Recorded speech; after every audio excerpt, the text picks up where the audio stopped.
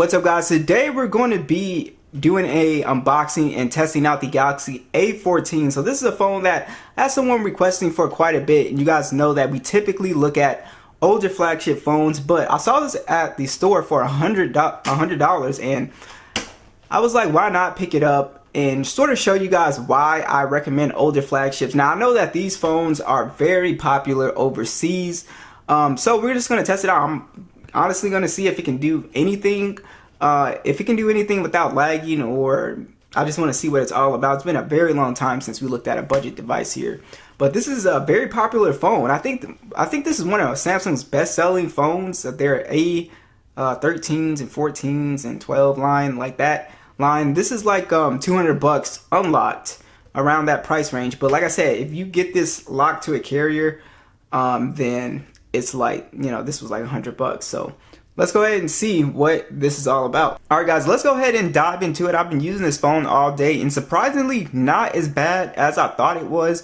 Would I get this over an older flagship? No. But if you did, you know, get this phone for $100 as a backup phone, or even, you know, if you want to use it as a main phone, it's not the most terrible phone for $100. I actually was very surprised at a lot of things with this phone. So let's go ahead and just dive in here. I think the thing that stood out the most, I was expecting the screen to be really bad, and it actually surprised me. It's not as bad as I thought it was going to be. So this is Samsung's PLS display, and it's basically an LCD display, but it's actually 90 Hertz.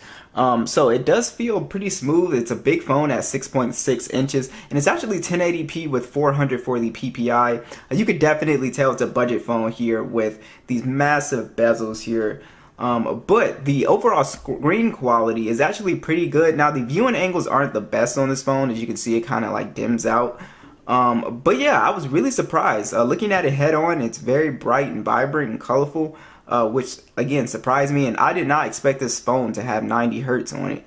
So for $100, I think the screen actually is pretty decent. Like I said, it's fairly sharp at 1080p. It's 90 Hertz, and it's a fairly big phone as well too. So you can sort of watch content and play games on here, no problem. It's not the brightest phone in direct sunlight, but it does do fine in terms of being outdoors. It's just if you're in direct sunlight, something like, you know, the S23 Ultra, you'll notice immediately. But again, that's like much more expensive phone here.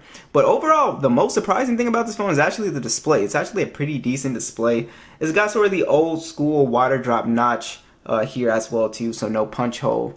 But yeah, I'm actually not too mad at the display. I actually think it's pretty decent. It's fairly, like I said, smooth as well too. Alright, so when I first picked the phone up, you can pretty much immediately tell that it's, you know, a budget phone based off of how it feels and the weight. It feels like almost like a little dummy phone at the store. Very light, what I noticed. But you may like that for its size. But definitely you can tell it's a, you know, a cheaper phone hardware wise. It's got this cool rubber texture at the back, if you guys can hear that.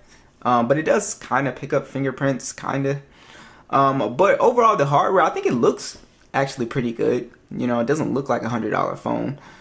So that's pretty cool, and it's, you know, kind of a thicker phone too, actually. But very smooth and easy to hold. It's not uncomfortable to hold too. There are some really cool perks here with the hardware. It does have one of my favorite implementations of fingerprint scanner, and it's built into the side. It's very easy to get into this phone. Extremely comfortable. You can use Face Unlock as well too. But also what's cool about this phone, the headphone jack is on board as well too. So you do have a headphone jack on here that you could take advantage of, and also you do have micro SD card support on this phone too, which is pretty cool. So I'm a big fan of that. So headphone jack, SD card support, I think is pretty cool. Now you can get that on some older flagships like the LG V60, so that's why I say it's always better to go with the older flagship and some of the older Galaxy phones as well too. But the cool thing about this is that it is running technically Android 13, and that's sort of like the thing about this phone, right? It's running like this watered down version of Android 13. It's the One UI Core version, and basically it's like stripped back, right? So there's not, like, all the features are not here, basically. So, you know, yeah, you're missing quite a bit. NFC is here, of course. Yeah, you're just missing like a lot of the multitasking features and stuff like that. So, you know, it's One UI, but it's like a stripped back version of it. And also, the One UI runs surprisingly smooth on here. Not laggy at all. There are some animation stutters here and there, and I think that's the one thing you'll notice. Like, watch this, swipe over, you kind of get like that animation kind of stutter thing sometimes. But as far as like the app drawer swiping down from here, it's actually pretty smooth. So I say I was actually pretty surprised. Now, my thing about these older phones is that, you know, in time, right, a year from now, will this thing be still, you know, smooth and not lagging all over the place? I don't know. I doubt it. So I'm going to keep this phone, actually, and I'm going to see for myself. But surprisingly pretty smooth here. All right, so the A14 5G, this one does have the MediaTek chip in it, and it's the 6833 here. So basically, this is not a powerful chip by any means, guys. For PUBG, we're at like balance ultra. That's the highest, you know, settings that we can get. And like I said, for, you know, if you look at older flagship, it just will run circles around, you know, this chip, basically. So again, not a super powerful chip. I was able to play PUBG and Subway Surfers, you know, fine. But like I said, if you're an actual competitive gamer or you game for long periods of time, definitely want to get an older flagship. I would definitely avoid these $100 phones, $200 phones, because it's just, you know, you're just not going to get the best deal here. But so far, you are able to play like a match of PUBG on here, fine. But like I said, the frame rate, you're not going to be able to play at 60 frames. But games like Subway Surfer and games that aren't really graphically intensive, right? Those games actually work fine. I didn't have any issues with that. I didn't see Subway Surfer lagging or anything like that. So those games were played fine. But definitely, this is not like a super powerful phone. It's not necessarily, you know, going to be a good budget gaming option. So the phone does have 64 gigs of internal storage and 4 gigs of RAM. Now, like I said, what's really cool about this phone is that you do have the SD card support. So I'm actually, you know, surprised that they even put that in here, because, you know, Samsung's been taking stuff out phones. So I wouldn't be surprised if next year's model they take out the headphone jack, because they typically want to sell you on wireless earbuds and all that stuff. So I wouldn't be surprised if eventually they make you get the 128 gig version and take away the SD card support. Would not be a shocker at all. But yeah, so for gaming, again, you know, it does fine. You can casually kind of game on here. But if you're somebody who's looking for the best, you know, value for your money, I would go with like a S20 FE or iPhone 11 even, you know, around this price range of around like $200. And again, but this, if you get it locked for $100, I think this is pretty decent actually. This phone has one loudspeaker here, so no stereo speakers. Let's go ahead and hear what it sounds like.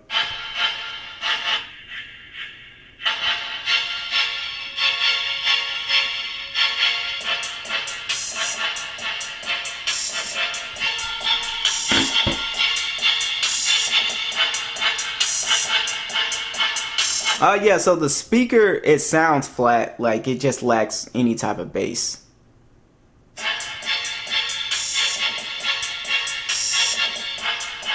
I mean, it is loud enough for you to hear, like for an alarm, but definitely it lacks a lot of bass. And the thing about single speakers, if you cover the bottom, then, you know, you just can't really hear that well, right?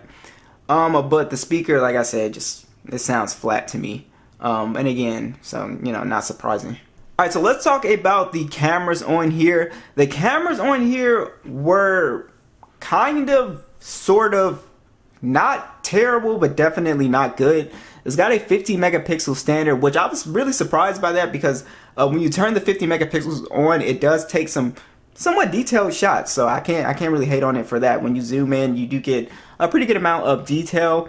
You have a 2 megapixel macro camera, which is, you know, okay. It's not really that impressive. And a 2 megapixel depth sensor again. You know, it did a pretty decent job with the 2x zoom, so I can't really knock it for that. My biggest issue is that you have 1080p 30 on here, so you can't do 1080p 60 on the main back camera, which is kind of a bummer. And the same thing for the selfie cam, 13 megapixel, and then 1080p 30. My biggest issue is the color is just all off on this phone. It makes everything way too vibrant and just the color is just way out of whack on this phone. And you know, if you're in, it takes pretty decent photos. It's just the color is kind of out of whack. And I would, you know, just judging it based off of like $100, $200 phone, it does take decent photos, but I definitely wouldn't say it's like a great camera. Again, for the price point, I couldn't say it's a bad camera. I think it's somewhat decent. The image processing, dynamic range, everything is just kind of okay. Low light photography, again, not crazy. Yeah, if you're outdoors, it takes a decent photo. But like I said, you would be much, much happier with like an older flagship. It still takes better photos than this phone.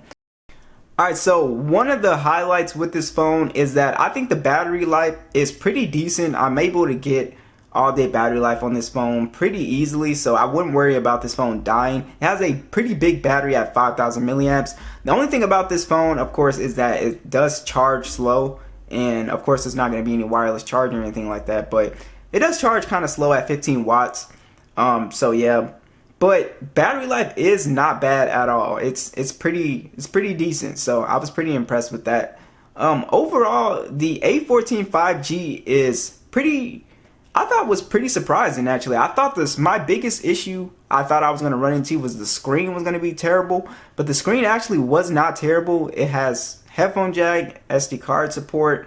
It has this stripped back version of One UI, so you can't really take advantage of a lot of the features. So that kind of sucks. The cameras are kind of like, the exposure is kind of off sometimes. The color is kind of meh. The cameras are decent, right? Hardware, you know, it is what it is. It's a, you know, it's a cheap phone, so I can't knock it for that. The overall phone actually is not as laggy as I thought it was going to be, surprisingly.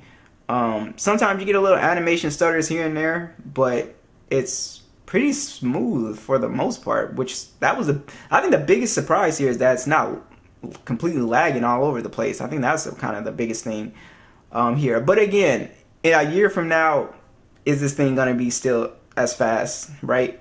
So, you know, I doubt it, but not bad at all. I didn't think it was a terrible experience using this phone. What do you guys think?